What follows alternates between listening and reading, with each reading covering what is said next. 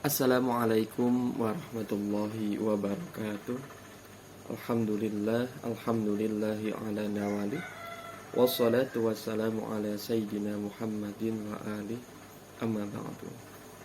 Anak-anakku yang berbahagia, pada kesempatan ini kita akan belajar tentang khiyar. Sebelum belajar, mari kita awali dengan berdoa terlebih dahulu. Bismillahirrahmanirrahim. Raditu billahi rabba wa bil islami dina wa bi Muhammadin nabiyya wa rasulah. Rabbi zidni ilma warzuqni fahma. Amin. Baik. Tujuan pembelajaran kita pada kesempatan ini adalah agar kita bisa memahami pengertian dari khiyar. Dan yang kedua, kita bisa memahami macam-macam dari khiyar. Baik, kita bahas pertama tentang khiyar. Khiyar secara istilah adalah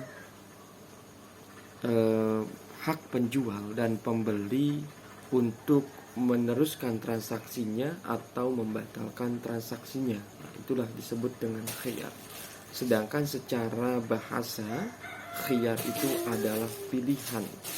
Jadi secara bahasa khiyar itu adalah pilihan, sedangkan secara istilah khiyar adalah hak penjual dan pembeli untuk melanjutkan atau meneruskan transaksinya atau membatalkan transaksinya. Nah, itu masih boleh memilih mau transaksi atau membatalkan transaksi. Itulah pengertian dari khiyar. Adapun macam-macam khiyar itu ada 3. Yang pertama adalah khiyar majelis, yang kedua adalah khiyar syarat, dan yang ketiga adalah khiyar aibi. Untuk khiyar syarat adalah hak penjual dan pembeli untuk meneruskan transaksinya atau membatalkan transaksinya selama keduanya masih berada di tempat akad dan belum berpisah. Kata kuncinya adalah kalau khiyar majlis, baik penjual dan pembeli ini belum berpisah. Lalu akan timbul pertanyaan, apa batasannya seseorang atau kedua belah pihak ini, penjual dan pembeli, dianggap belum berpisah? Jadi dari keterangan yang dijelaskan di kitab Fathul Mu'in, dikata ukuran sudah berpisah atau belum adalah sebenarnya adalah ukuran urf, atau umumnya seseorang dianggap telah berpisah. Tapi kemudian dirinci kembali, setidaknya ada 3 kondisi batasan orang dianggap berpisah dalam khiyar majlis ini. Yang pertama, jika kondisinya proses transaksinya itu ada di tempat yang kecil, jadi seperti di toko, di warung ya, di warung sembako atau warung-warung yang lainnya yang sifatnya bentuk toko kecil, maka orang sudah dianggap berpisah apabila seseorang telah keluar dari toko tersebut. Nah, jadi kalau toko tentunya ada pintunya atau ada gerbangnya. Ketika sudah keluar dari pintu toko tersebut, maka sudah dianggap dia berpisah. Kondisi yang kedua dari khiyar majlis ini, apabila toko ini toko ini berbentuk bangunan yang besar. Mungkin kalau saat ini contohnya seperti di mall. Di mall itu tentunya terdiri dari banyak toko, maka seseorang dianggap kondisi ini sudah dianggap berpisah apabila seseorang sudah keluar dari toko itu dan sudah berada di toko yang lain. Contohnya, misalnya di mall itu biasanya ada toko, misalnya sebelahnya itu Ramayana, ya, sebelahnya itu misalnya Carrefour. Nah, jadi dalam toko kan misalnya ada Carrefour, ada Ramayana. Nah, ketika sudah keluar dari toko Ramayana, kita sudah berada posisinya di toko yang lain, maka itu juga sudah dianggap berpisah. Kemudian kondisi yang ketiga, apabila berada di tempat di tanah lapang. Jadi transaksi jual belinya ada di tanah lapang. Misalnya kita masih banyak kita temui, misalnya ada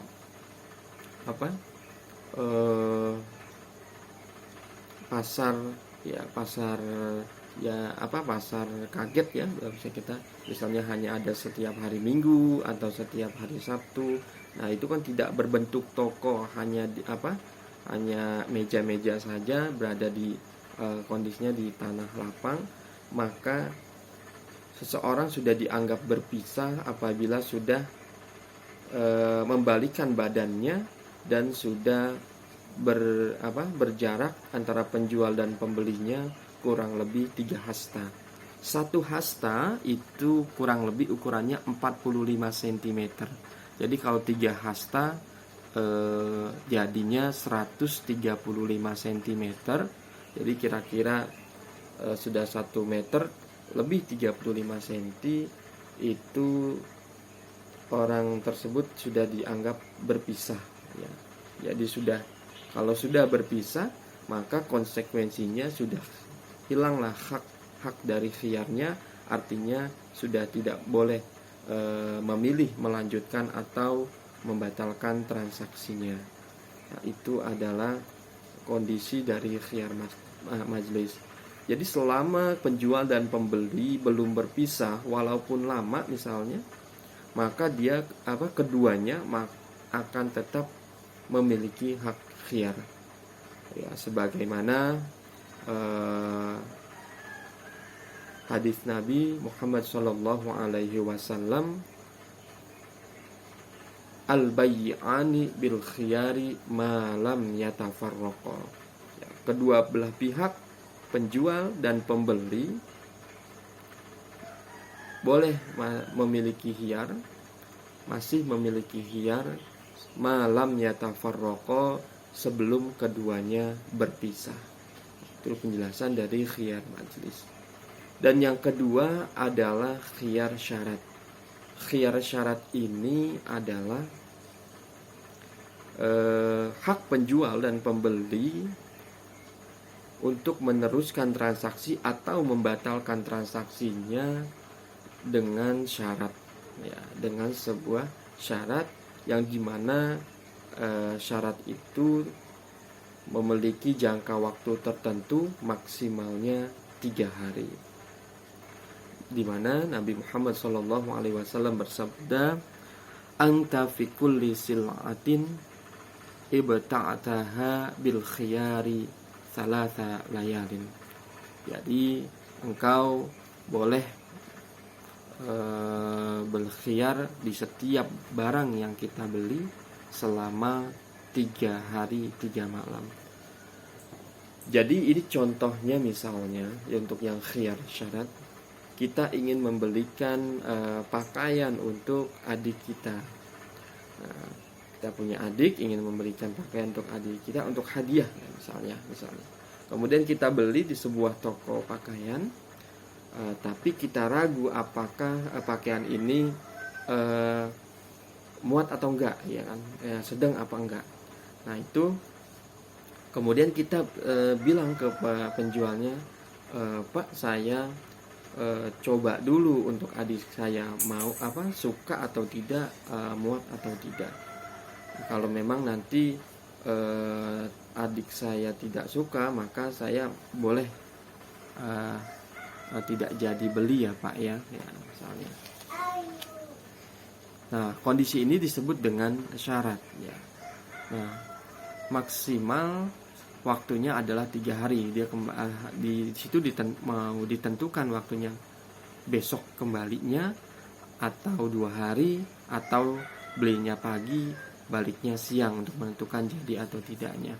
Nah, itu maksimalnya 3 hari disebut dengan khiyar syarat, karena mensyaratkan sesuatu dipastikan dulu adiknya suka atau tidak, ukurannya cocok atau tidak. Nah, itu disebut dengan khiyar syarat. Dan yang ketiga adalah khiyar aibi, di mana khiyar aibi ini adalah hak penjual dan pembeli untuk melanjutkan atau membatalkan transaksinya karena adanya cacat pada barang ketika terjadinya akad jual beli. Jadi ketika akad jual beli ada cacat di barang tersebut. Nah, maka penjual dan pembeli berhak meneruskan atau membatalkan transaksinya. Satu ilustrasi, misalnya kita membeli televisi, kemudian kita bawa diantar televisinya. Kalau di elektronik itu kan biasanya diantar. Setelah dicoba di rumah, ternyata suaranya tidak ada kerusakan di audionya, di suaranya. Maka sebagai pembeli kita boleh mengembalikannya karena ada cacat yang terjadi di barang tersebut. Nah, itu adalah khiyar aibi. Lalu bagaimana dari posisi penjual? Apakah ada pilihan khiyar? Ada juga. Jadi misalnya uang yang kita berikan kepada penjual, ternyata uangnya itu memang rusak. Uangnya rusak, udah robek gitu ya, udah robek, kemudian ada di tambel-tambel. Maka penjual juga boleh menentukan melanjutkan transaksinya atau membatalkannya karena barang yang diterima uang yang diterimanya adalah rusak. Nah, itulah penjelasan tentang macam-macam khiyar. Mungkin sudah ada sedikit gambaran tentang khiyar tersebut. Baik, kita akhiri pembahasan kita kali ini. Mudah-mudahan ada manfaatnya. Kita akhiri dengan membaca hamdalah. Alhamdulillahirabbil alamin. Ya, terima kasih. Wallahu muwaffiq ila aqwamit thoriq.